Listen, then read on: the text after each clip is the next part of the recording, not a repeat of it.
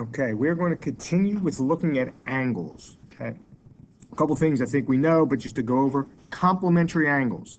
They're just two angles that add up to 90. They can be adjacent angles like this, or they can be two separate angles. But if the two angles add up to 90, they're complementary. They can be a right angle like this, broken up into two angles, or two independent angles that are not adjacent, but they add up to 90. Complementary is 90. Supplementary are two angles that have a sum of 180 degrees.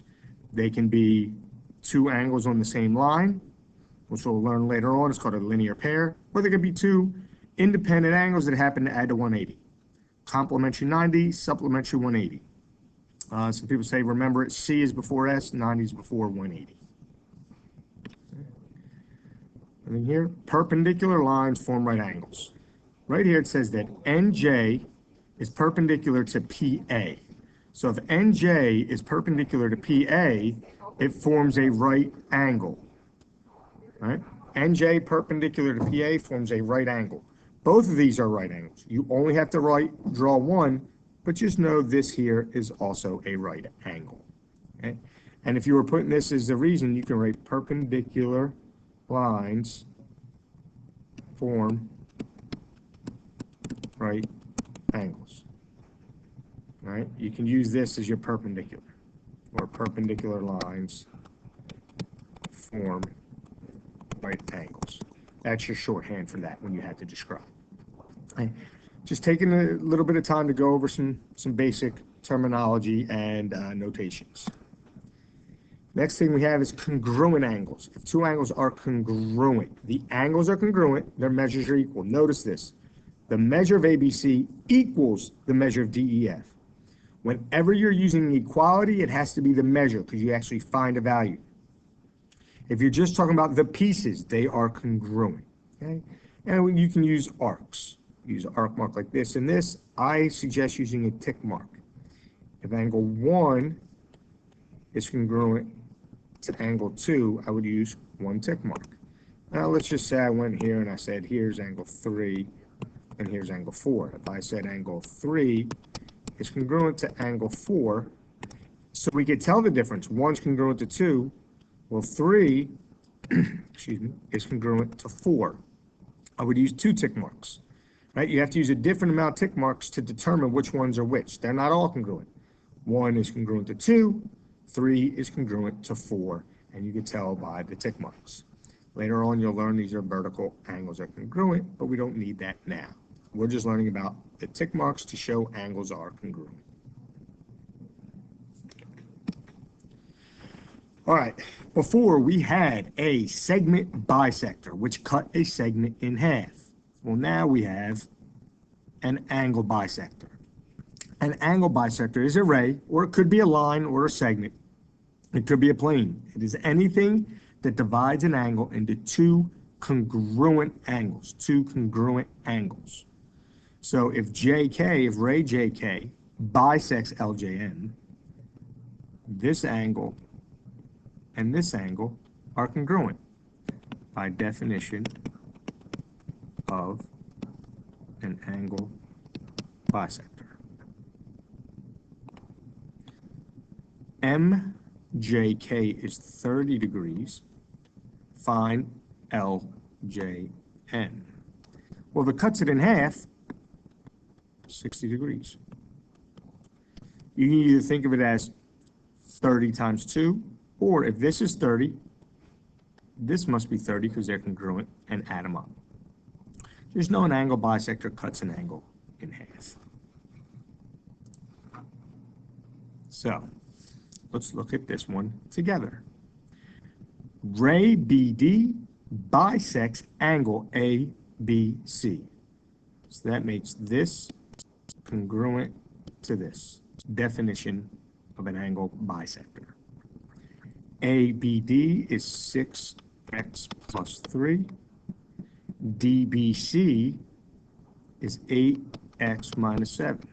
So we need to make an equation. Well, those two are equal to each other. 6x plus 3 equals 8x minus 7. And the reason is definition of an angle bisector. And we just solve it. I'll bring this over here. I get 2x. Bring that over here, 10. X is 5. Is that my answer? Is that the answer to the question asked?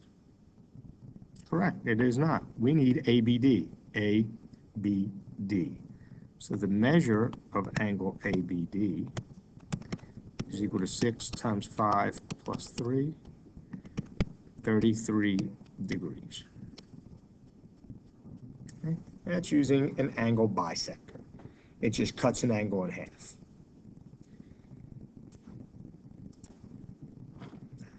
Let's combine a couple of things. We have ray BW is perpendicular to ray WH. BW and WH are perpendicular, so I have a right angle because perpendicular lines form right angles. WQ bisects BWH, so it cuts it in half. So I have two reasons here, but let's look at how I'm going to solve this. Well, if this is perpendicular, we know we have a 90-degree angle. We have a 90-degree angle, okay? So the measure of angle BWH is equal to 90 because perpendicular lines form right angles. How would I go next? Well, I could say this times 2 equals 90 because this and this would be the same, or isn't this just 45 degrees? Definition of a bisector. X squared plus 9 is 45. Definition of an angle bisector. I'm going to solve this out. X squared is 36.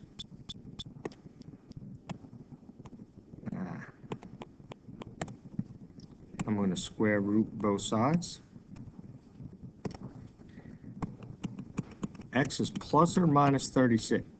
Plus or minus 6, excuse me. Plus or minus 6. Well, when I solve, whenever I'm solving the square root, it has to be plus or minus. Let's see if I plug this in. If I plug a negative 6 in here, it's going to be negative 6, the quantity squared plus 9. 36 plus 9 is 45. So the negative value works. And also if I plug in the positive 6, I'm going to get the same answer. So both of these are solutions. Both of these are solutions. So your answer is x equals plus or minus 6. They both work. Make sure you always check all possible solutions. All right. So in review, we have an angle bisector, which just cuts an angle in half.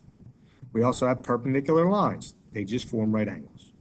Complementary, 90. Supplementary, 180.